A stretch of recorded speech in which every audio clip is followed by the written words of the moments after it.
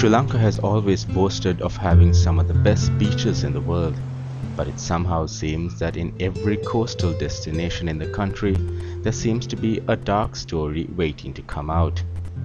Daily Mirror Online travelled to Chilau to explore the story of Sri Lanka's famous asylum seekers who had attempted to flee to developed countries but had only been unsuccessful in their attempts and had been deported back home.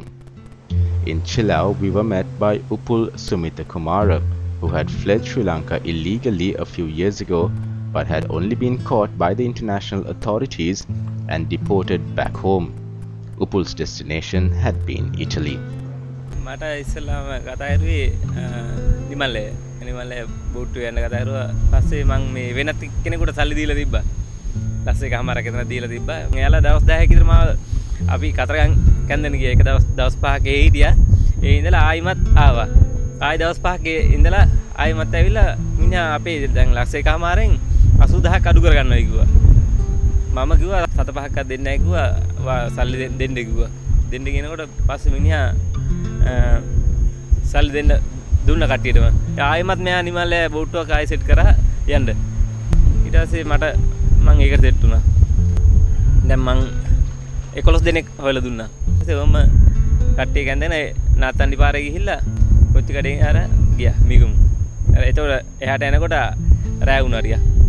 කොහොමත් අපි 8:00 විතර වගේ තමයි බෝට්ටුවෙන් අරන් ගිහිල්ලා මහ බෝට්ටුවල මේ හරිය කිලෝමීටර් 1කමාරක් විතර වගේ දුරින් තමයි අපි පැටවුවේ.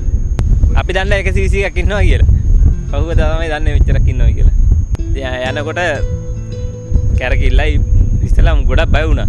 ඉස්සලාම් බෝට්ටුවේ ගිහිල්ලාම නැහනේ. ඊපස්සේ අනිත් කට්ටිය වමනේ දානවා ලේ යනවායි. ඔව් ඉතින් අර එපා වෙනවා යනකොට මම අර කනුව කල්ලගෙන ගියේ මූද දිහා බල කොහොම හරි මේ කයිරෝ වලට ගියා.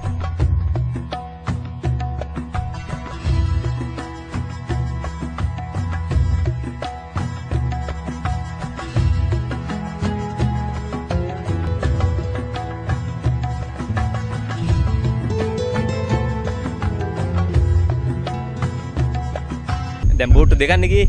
පස්සේ අර දැන් වතුර නැතුණා අපේ බෝට්ටුවේ. පස්සේ අනිත් බෝට්ටුවෙන් වතුර කෑල්ල ඇකිල්ල ගත්තා. ඒකේ ගියේ 70යි. කෑම ඉතින් බොහොම හිගයි. හැබැයි අපිට ඒ අතින් මේ කෑම හොඳටම තිබ්බා. දැන් අනිත් බෝට්ටුවේ නොකා නොබී යන කට්ටිය ඉන්නවා. රැට නිදා ගන්න ටික තමයි මේ අපහසුවටවත් වෙන්නේ. ඒ වගේම අර යනකොට එපා වෙනවා. මේ ජීවිතේ මොකද්ද කියලා හිතනවා. ආයි බෝට්ටුවක් ආවම මට එහෙම ඇතෙන්න හිතුණා. අපි රෑ යනකොට මේ නැවක් හම්බුණා. දා පොඩ්ඩක් ගියා නම් තේරමත් ඉවරයි. එයාලා යන පාරේ අපි ඔහොම යනවා. ඉතින් එයාලා මේ නවත්තන්නේ නැහනේ. මොනාර දෙයක් වුණා නම්. කයිරෝ අපි දවස් 5 එතන 5ක් හිටියා. මුදෙන් බහින්න දෙන්නේ එයාලා. අර මේ එයාලාට අපිට මේ කැම ගේන කට්ටිය බහින්න එපයි කියනවා. දවස් දෙකකට පස්සේ එයාලා ඩීසල් ගෙනාවා. ඩීසල් කැමයි අපි එයාලගෙන් සල්ලි දීලා ගන්න ඕනේ චොක්ලට් අනම්මන එයාලා ගේනවා. ඊට පස්සේ පහුදා උදේ 7ට ආයිමත් ගේට්ටුව අරින්නේ කයිරෝල සුවසැලේ යන්න. අපේ පිටවතෙන් මේ ඉස්සරහින් යනවා එක්කෙනෙක් මාපියා කියන්නේ. ඒ කට්ටිය එක්කෙනෙක් යනවා. ඊට පස්සේ අර පොලිස් බෝට්ටුවකින් ඇවිල්ලා අපෙන් නෙමෙයි එයාගෙන් ප්‍රශ්න කරා. එයා ඉතින් උත්තර දෙනවා. ඊට පස්සේ අපි සුවසැලෙන් එගොඩ ගියේ දැන් මෙහෙන් උදේ 4ටනේ විරත් උනේ පහුදා රෑ. එතන ඉඳන් ඉතින් දවස් 7යි යන්න තියෙන්නේ. අපි කෙලින්ම ගියේ වෙනත් තරහයකට. අපි ඉතින් ඉතාලිය ගිහලා අර රෑනේ. පස්සේ ආයිමත් හරවලා ආවා. එවිලා ආයි සැටලයිට් එක ගහලා ආයි ගියා. දවස් 3කට පස්සේ තමයි මේ ලයිට් එළිය දැක්කේ ඉතාලියේ. මා ලස්සනයි මාර ආසාවක් ඒ වෙලාවේ දැනුනේ. නැහැ මීට දැන් කට්ටිය මේ ටියුබ් වලට හුලං හිටන් ගැහුවා. මුදේ බහලා යන්න වුණා ඉතින් මේ පින්ලා යන්න වුණා ඉතින් කියලා. දැන් එහෙම කරේ නෑ. බෝට්ටුව කෙලින්ම ගොඩට ඇල්ලුවා. ඒත් දැස්සට මේ හැරයක් විතර මේ ඒ ගොඩ මෙතන වතුර තිබ්බා. රේල් පාරේ ඇඳුම් ටික ගලවලා ඉව පැත්ත විසි කරලා කියලා අර හොඳ ඇඳුම් අනගෙන බෑග් එකත් අරගෙන ගියා. එළි වෙද්දි අපිට කෝච්චිය හම්බුණා. දැන් යන්නයි මේ ස්ටේෂන් එක දන්නේ නැහනේ ටිකට් ගන්න. ආහාරයට ගිය කට්ටිය ඒ කෝච්චිය නැගලා ගිහිල්ලා. ඕන දෙයක් වුණා වේ කියලා. අපිටත් තිබුණේ එහෙම යන්න. පස්සේ 4:05 විතර තියෙද්දි පොලිසියෙන් ආවේ. ඇවිල්ලා කට්ටියම ගත්තා. චොපර් වලින් හිටන් එව්වා. අර යන කෝච්චියේ නවත්තලා සෙනග අරන් එනවා ආපහු. ඊට පස්සේ රතුකුරුසෙන් ඇවිල්ලා අපිට කන්න දීලා අපිට මේ කැම්ප් එකේදී මේ එහෙම පැනලා යනකොට ඒ කට්ටිය අල්ලන්නේ නැහැ. දැන් දැල් වලින් පැනලා යන්න එනවා. අපි ඇඟෙන් අල්ලන්නේ යාලා කැතයි වගේ. ඊට පස්සේ අපෙන් අහනවා ඇවිල්ලා ජම්පින්. අපි නෝ ජම්පින් කියලා. යන්න තිබ්බා. ඒත් අපි පංගුවක් කට්ටිය අරගෙන එනවා ලේ පෙරාගෙන අර උඩ කම්බිත් ඔතලන් තියෙන්නේ. ඒ රතුකුරුස කට්ටිය මේ කලින් කට්ටියට අඬු හිටන් දීලා තියෙනවා කපාගෙන එළියට එන්න. අපිට ඉස්සලා ගිය කට්ටියට. ඒ අපිට එහෙම දෙයක්ුන්නේ නැහැ. අපි හිතුවා දැන් අපි වීසා හම්බෙයි කියලා. අපි කිව්වනේ ඒ කට්ටිය අපි ලංකාවට එවන්නේ නැහැ නෝ රිපෝට් කියලා. එහෙම දෙයක් ලැබුණේ නැහැ අපිට. ඊපස්සේ මැඩම් චන්ද්‍රිකා මැඩම් එයා ආණ්ඩුව කාලේ එයා කිව්වා ලංකාවේ සරණාගත නැහැ එවන්නේ කියලා. ඒකෙන් තමයි මේ වුනේ. ආසාවෙන් නම් ඉන්නේ ඉතාලිය යනවා ඒ පොළොවටත් ගහලා ආයිමත් එනවමයි කියලා. While Upul's dreams were shattered, there are many Sri Lankans who are still attempting to flee illegally to other countries despite the many risks involved. With hopes of leading a better life elsewhere, these people cannot be blamed. With no stable jobs and an unstable economy, a very bleak future lies ahead for them. එයාගේ ගමනට යන්න ඉඩ දුන්නා කියන්නේ අර කොහොම දෙයක් වෙයි කියලා බලාපොරොත්තුවක් වුණේ නැහැ. බෝට්ටු යද්දී නම් ගොඩාක් බය හිතුණා. ඉතින් මාස ගාණක් මුහුද මැද්දේ යන නිසා හැමෝම වගේ එකට කැමැත්තක් තිබුණේ නැහැ. එයාගේ තනි කැමැත්තෙන් තමයි ඒ ගමන ගියේ. එයා කිව්වේ එයා ලොකු අත්දැකීම් වලට මුණ දුන්නා කිව්වා. ඉතින් සෑහෙන දෙයක් දැනගත්තා. ඉතින් රටේ කොයි වගේ දෙයක්ද වෙන්නේ එයාත් එක්ක තව ගොඩක් අය ඉඳලා තිබුණා. දැන් මේ වතාවේදීත් එයා එක්කලම එයයි තව ගෑනු එක්කෙනෙකුගේ කටුනේරිය ගියේ. එයා ගිහින් තිබුණා.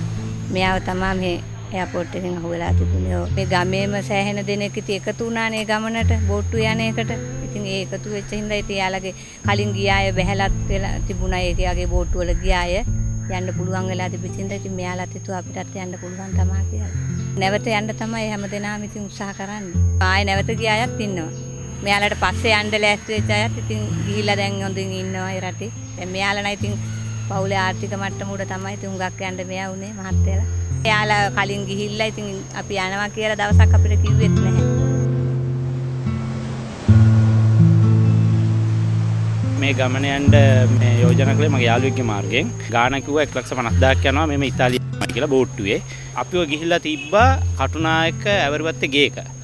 ඒ ගෙදර හිටියා අපි සති 3ක් විතර. එක දවසක් රාත්‍රියේ අපිට ආරංචියක් කිව්වා වාහනයක් එනවා ඒක නැකලා කෙලින්ම යන්න හලාවතට කියලා. අපි ඒ වාහනේ නැකලා කෙලින්ම හලාවතට ගියා. ගිහිල්ලා එතනින් මාළු බෝට්ටු වල නැකලා මුහුද මැද තිබ්බේ ටෝලරේ. ගිහලා ටෝලරේට එල්ලුණා. එල්ලෙනකන් අපි දන්නේ 294 දෙනෙක් ඒ බෝට්ටුවේ හිටිය බව. ඒතවා කිව්වේ අපිට කිව්වේ 60 දෙනයි යන්නේ කියලා. ඊට පස්සේ අපි නැග්ගට පස්සේ දැන් අපිට කරගන්න දෙයක් නැහැ. නැග්ගේ අපි මිනිසුන්ගේ අඟවල් උට්ටයි. එහෙනම් ඇත්තටම ඉඩ නැහැ මේ ඉඳ ගන්නවත් හිටගෙන හිටියේ. බෝට්ටුව දැන් මුහුදෙන් දියත් කරලා කල්පිටි සයිඩ් එක පැත්තට ගියේ. මුහුද ඇතම මං හිතන්නේ 40ක් විතර ගියා. ගිහිල්ලා යන්න බෑ බෝට්ටුව සෑහෙන රළ වලට අහු වුණා. ඊට පස්සේ එහෙම වෙලා තියදී ඒගොල්ලෝ පැරිෂූට් දාගෙන හිටියා. දැන් මෙහෙට ගොඩබිමට මේ කෝල් කරලා කිව්වා මේ තව බෝට්ටුවක් ගන්න මේකේ සෙනඟ වැඩි මෙහෙමයි කියලා දැන් කිව්වා. අපි කිව්වා හරවමුයි කියලා බෝට්ටුව. ඒගොල්ලෝ හරවන්න කැමති වුණේ නැහැ. ඊට පස්සේ දැන් ඔහොම යන ගමන් දැන් අපි නතර කරන් ඉඳිද්දි කොහමරි නාවික හමුදාවේ බෝට්ටුව අපිව නිරීක්ෂණය කරලා තියෙනවා අපේ මැසේජ් අහුවෙලා. ඒගොල්ලොන් බලන් ඉඳලා තියෙන්නේ අර අනිත් බෝට්ටු දෙකත් එනකන්. ඊට පස්සේ පවුවදා උදේ පාන්දර වෙලා අපි අත්අඩංගුවට ගත්තා පාන්දර 4ට විතර. බන්ධනාගාරේ හිටියා මාස 3ක් හිටියා. ඊට පස්සේ ඔහොම ඉන්න අතරතුර තමයි පොදු සමාව යටතේ අපි ඔය අච්චු කළාට පස්සේ තමයි පොදු සමාව යටතේ එළියට දැම්මේ. අපි ඇත්තටම මේ ගියේ මෙහෙ තියෙන ආර්ථික ප්‍රශ්න වල තමයි කට්ටිය ඔක්කොම ගියේ. එක්කෙනෙක්වත් හොරකම් කරලා මංකොල්ල කාලා සල්ලි නෙමෙයි තමන්ගේ වියදමින් හොයාගත්තු සල්ලි වලින් ගියේ. මගේ නෝනාගේ රත්තරන් බඩු ටික තියලා තමයි තාමත් බැංකුවේ ඒවට පොලි බැඳ ඉන්නවා. සමහර අයගේ ඉඩම් සින්න වුණා, සමහර අයගේ ගෙවල් දොරවල් පව නැති වුණා. ආවොත් chance එකක් අපි යන්න බලාපොරොත්තුෙන් ඉන්නවා. එක එක්කෙනා එක ගණන් ඉතින් ඒ ගියේ එක්කෙනා දැන් එයාත් රටින් පැන්නා. එයා උසාවියේ කිව්වා අපි සල්ලි ගෙවනවා මෙහෙමයි කියලා උසාවි වාර 3කටද කොහෙද ආවා. ඇවිල්ලා යාවත් හිර කරලා තියලා ඉවරලා එයා අපිට නිදාසුනේ ගමන් එයා වෙන නමකින් પાස්පෝර්ට් හදන රට ගියා. දැන් ඉතින් බෝට්ටුවෙන් යන්න බෑ. දැන් ඉතින් වෙන ක්‍රම වලින් තමයි යන්න බලන්නේ ඒගොල්ලෝ. හේතුව අර ඒ වහලා ස්විස් මාපියා මේ ස්විස් වල වහලා. නෑදෑයෝ එහෙ ඉන්නවනේ ඒගොල්ලන්ගේ මාර්ගයෙන් මේ කොළ හදාගෙන වගේ යන්න පුළුවන් නේ. දැන් අපිව එක්කන්ගේ ඒජන්ට් ඉඳන් කිව්වා එයා එනවයි කියලා මේ කයිරෝ වලට ෆ්ලයිට් එකේ. මොකද කයිරෝ වල අනිවාර්යෙන් මාපියායකට සල්ලි ගෙවන්න ඕනලු. මොකද ඒකේ එතනින් බෝට්ටුව මේවා කරන්නේ මාපියායකින්. දැන් අපේ එකේම 294යි. ඊට පස්සේ බෝට්ටුවක් අහුණා 64ක්. ඒ වගේ බෝට්ටු 5ක් විතර අහුණා. කොහොමද 1000කට කිට්ටු වෙන්න ඉන්නවා. අතරමං විච්චය සල්ලි අරගෙන අතරමං විච්චය. With hundreds of people attempting to flee illegally by boats every year, the Navy has tightened its security in the waters and said that many arrests have been made so far. The Navy says that they continue to survey the waters in an attempt to catch those who are trying to flee illegally.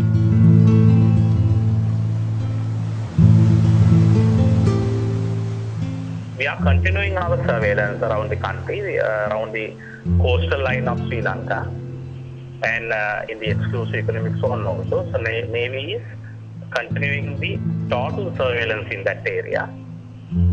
So likewise we arrested some boats last November. So we are doing our surveillance, not only focusing that type of boat movement, but for the protection of the natural resources and to stop the other illegal activities. So Navy's surveillance is continued as it is around the country. So if there's any movement, Navy will be able to detect and arrest them.